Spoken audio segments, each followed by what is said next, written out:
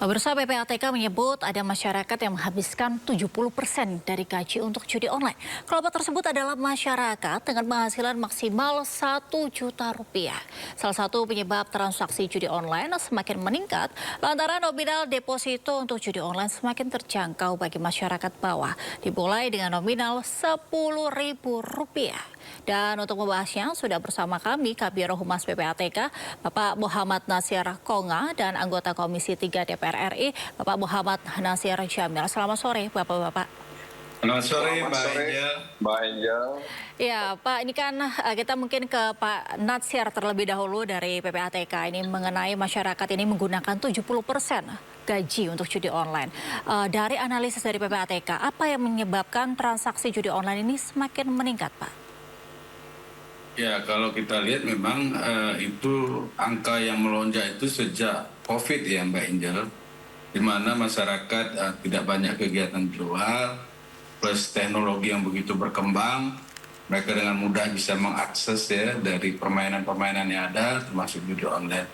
Nah, itu merebak tuh fluktuatif perkembangan harganya itu jumlah pemain itu sampai di atas ratusan persen.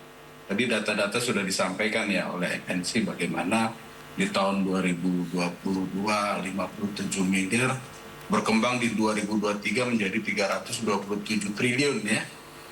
Dan sampai saat ini di semester 1 ini udah lebih dari 100 triliun perputaran dari judi online yang ada. Nah, jadi kalau kita lihat demografinya nih Mbak Angel, itu 80% dari hampir 4 juta pemain judi online itu 80% itu adalah berpenghasilan di bawah bermain di bawah 100.000. Okay. Jadi kalau katakanlah rata-rata pendapatan dari masyarakat kita di kelas menengah bawah itu 170.000 ya, lalu dimainkan untuk judi online 100.000, itu kan memang 70% pendapatannya dipakai untuk judi online.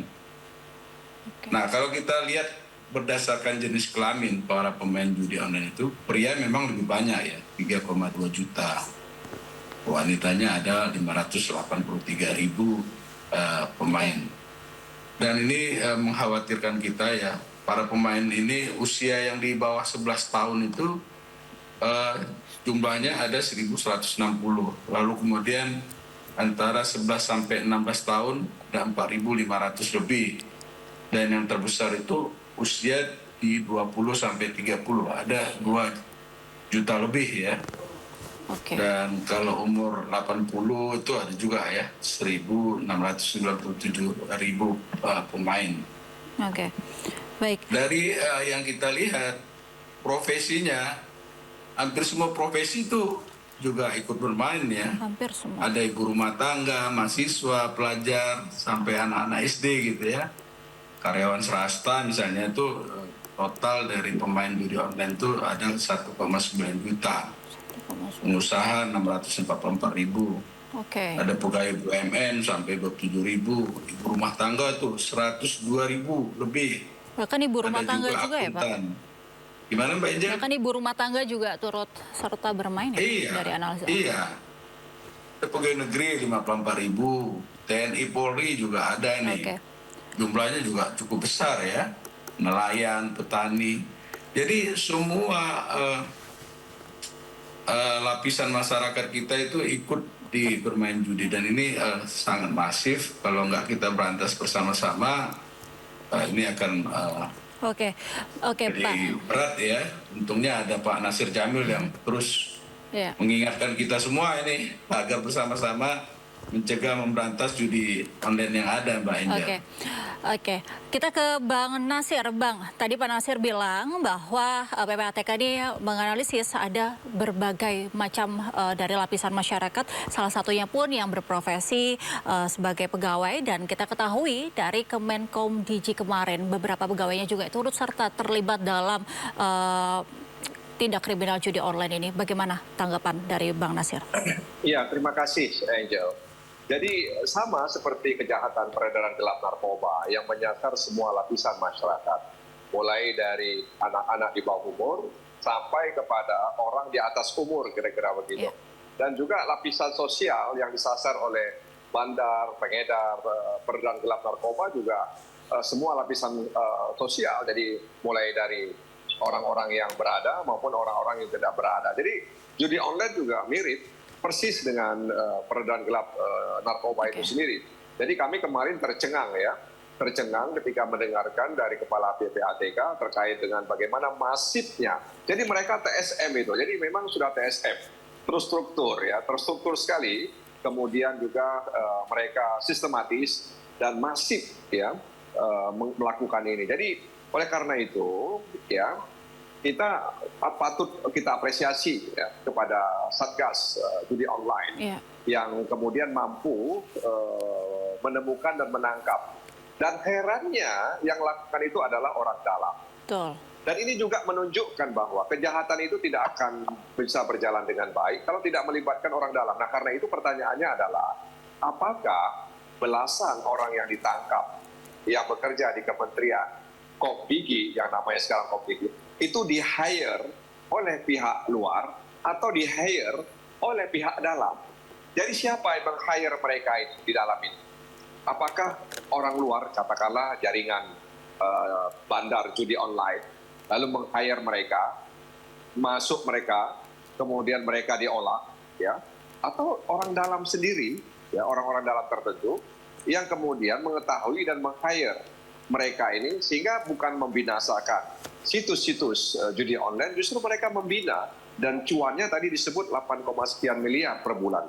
Itu sangat fantastis angka itu. Nah, karena itu mereka perlu diselidiki. Jadi kita berharap kepolisian tidak hanya sampai kepada orang-orang yang ditangkap itu, tapi juga harus memastikan siapa yang mengendalikan mereka.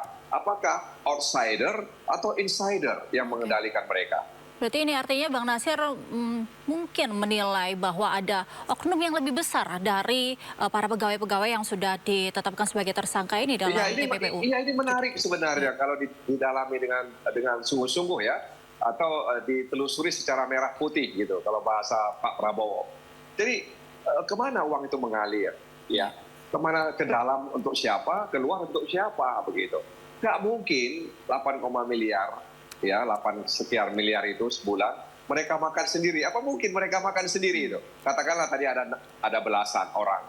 Apakah 8, sekian miliar itu kemudian dilahap oleh mereka atau dibagi-bagi? Nah, ini yang perlu kita telusuri, dan kita berharap pihak kepolisian sungguh-sungguh untuk mendalami ini. Karena ini sekali lagi bahwa judi online ini sudah sangat meresahkan, membahayakan kehidupan sosial kita. Ada suami yang dibakar karena dia ketagihan jadi online. Kemudian ada orang yang membunuh kedua orang tuanya karena dia ketagihan dengan jual. Jadi ini sesuatu yang tidak bisa dianggap ringan, tidak dianggap sepele, karena dia begitu terstruktur, dia sangat sistematis, dan dia juga sangat masif permainannya. Oke, kita ke Bang Nasir.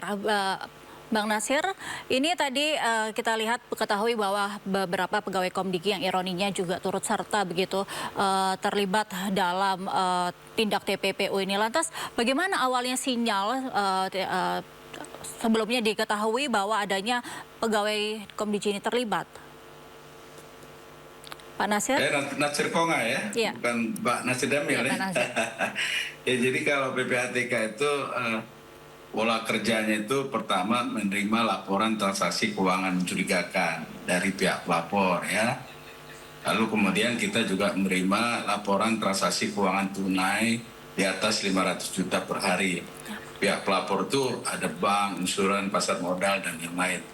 Jadi hasil laporan transaksi keuangan mencurigakan yang disampaikan oleh pihak pelapor itu, Mbak Angel, kita analisis. Hasil analisis itulah yang kita sampaikan kepada penyidik. Lalu penyidiklah yang memiliki kewenangan untuk mencari alat bukti gitu karena PPATK nggak punya. Berdasarkan informasi yang disampaikan tadi, mengumpulkan alat bukti untuk kemudian diteruskan kepada penuntut umum. Seperti itu, Mbak, cara kerja PPATK. Baik Pak Nasir dan Bang Nasir, sebelumnya juga kami memiliki informasi bahwa Kementerian Komunikasi dan Digital sejak 20 Oktober ini telah memblokir banyak sekali situs judi online. Ini kami memiliki informasinya, mungkin bisa kita simak bersama-sama. Pertama, sejak 20 Oktober 2024 sampai hari ini 7 November 2024, Direktorat Jenderal Aplikasi Informatika telah menindak 241.417 konten perjudian. Jadi rata-rata hampir 13.000 konten setiap hari. Sebanyak 225.258 situs telah ditutup, 8.592 konten melalui Meta juga sudah diblokir, 4.785 file sharing sudah ditindak. Di YouTube atau Google ada 1.906 konten. Lebih lanjut, kami telah menindak 832 konten Twitter, 40 konten melalui Telegram, 3 konten TikTok, dan 1 aplikasi di App Store. Salah satu akun dengan jumlah pengikut besar yang telah di-take down adalah @imsamantha2 dengan 13.000 follower. Akun tersebut menyamar dengan menggunakan Ya, Bang Nasir Jamil, Bang, ini melihat ada upaya begitu untuk konten-konten yang terkait dengan judul ditutup, kemudian tapi banyak juga muncul lagi, ditutup, kemudian banyak lagi muncul lagi, penyakit ini terus berulang. Lantas apakah cara menutup atau memblokir konten-konten ini menjadi cara yang salah satu cara yang efektif untuk meredam judi online di tengah masyarakat? Ya, saya memberikan apresiasi itu kepada Mutia Hafid ya, Menteri Komdigi. Sejak 20 Oktober sampai 7 November sudah bisa menutup situs-situs judi online dari berbagai macam platform. Ya, kita apresiasi sebagai yang pernah jadi anggota DPR gitu ya. Tapi memang ini kan situs-situs ini banyak dikendalikan dari luar. Ya, dari luar Indonesia. Dan itu memang sulit sekali untuk kita tindak. Nah, karena itu memang penutupan itu juga bukan jaminan dia tidak muncul lagi. Jadi, ya bandar-bandar ini ya dia punya ini juga, punya semacam tagline juga. Kalau dulu ya prajurit kita berjuang, mati 1 tumbuh 1000, mereka juga begini, ya dimatikan, tumbuh lagi mereka. Jadi sekali lagi memang harus ada sebuah tindakan radikal ya untuk menutup itu dan menamatkan riwayat situ. Karena mereka seringkali berganti. Jadi ditutup misalnya situs A, nanti mereka berubah menjadi situs B. Jadi berbagai macam cara mereka lakukan. Di samping operasionalnya itu ada di luar Indonesia. Nah karena itu dibutuhkan kerjasama kepolisian ya Republik Indonesia dengan kepolisian apakah itu di Vietnam ya atau di negara-negara tetangga atau di Cina, Hong Kong dan lain sebagainya untuk memastikan, dan ini juga bukan pekerjaan murah karena begitu banyak orang yang kemudian mendapatkan cuan dari bisnis judi online tadi itu. Ya, jadi ini butuh butuh kerja keras. Bahkan saya katakan harus ada tindakan radikal ya, agar kita bisa menuntaskan ini. Kalau tidak, nanti 2 bulan, 3 bulan ke depan kita dihadapkan dengan isu yang sama. Karena sekali lagi mereka bekerja TSM, terstruktur, sistematis, dan masif. Bisakah pemerintah Indonesia melawan mereka dengan 3 tadi itu juga? Oke, baik, tindakan radikal yang harus diupayakan mungkin ya untuk saat ini memberantas judol. Lantas ke Pak Nasir melihat tadi banyak konten-konten juga yang menjadi salah satu faktor penyebab banyak masyarakat yang turut serta. Apakah memang konten-konten itulah yang menjadi alasan utama dari para mungkin yang sesuai dari demografi dari yang tadi Bapak bilang mereka mengikut atau turut serta bermain judol itu memang berawal dari konten-konten tersebut, Pak?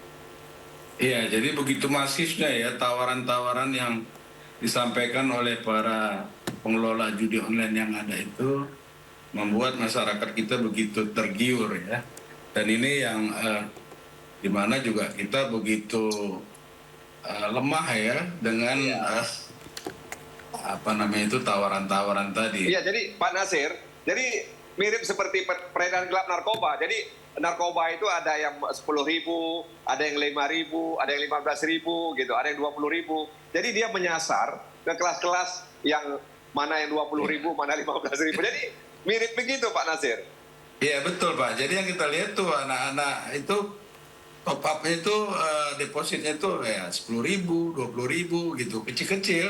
Oke, jadi Dan bisa itu yang dijangkau sama terbesar siapa para saja ya pemainnya. Pak? Iya, Oke. jadi Pak Nasir Jamil bilang tadi ya untuk kita bekerja sama ya, kami sudah lakukan itu juga di seluruh dunia itu kan ada Financial Intelligence Unit ya, FIU, PPATK-nya masing-masing negara. Ya. Kita udah bekerja sama dengan Singapura, Thailand, Filipina, Kamboja ya, di mana banyak operator judi online itu dikelola dari negara-negara tetangga kita. Oke. Jadi banyak juga yang sudah kita sampaikan laporannya Baik. terkait para bandar-bandar yang mengelola itu dari luar negeri, khususnya dari beberapa negara tetangga kita. Baik. Seperti itu Mbak Angel. Oke, baik, terima kasih banyak Pak Nasir Jamil, anggota Komisi 3 DPR RI, dan juga Pak Natsir, Terima kasih, Humas PPATK. Tentu kita harapkan tindakan dari TPPU judi online ini dapat segera diberantas oleh pemerintah sehingga tidak lagi ada kerugian yang semakin membesar untuk negara. Terima kasih banyak Bapak-Bapak, selamat sore, salam sehat. Salam sehat selalu. Sehat selalu dan bahagia kita semua.